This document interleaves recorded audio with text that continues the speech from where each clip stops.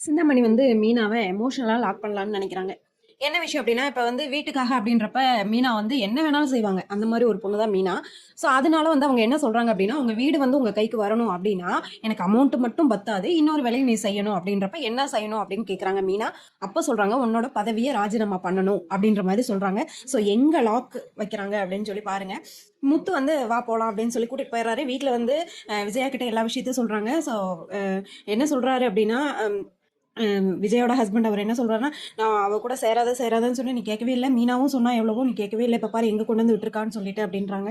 So Meena வந்து யோசிக்கிறாங்க, நமக்கு வந்து வீடு எதான் முக்கியம், நம்ம பதவி ராஜினாமா பண்ணிடலாம் அப்படின்னு சொல்லிட்டு. ஆனா கரெக்டான டைம்ல வந்து முத்து வந்து சொல்றாங்க என்னன்னா, நீ வந்து உன்னை நம்பி ஓட்டு போட்டவங்களுக்கு நீ வந்து துரோகம் பண்ணாத.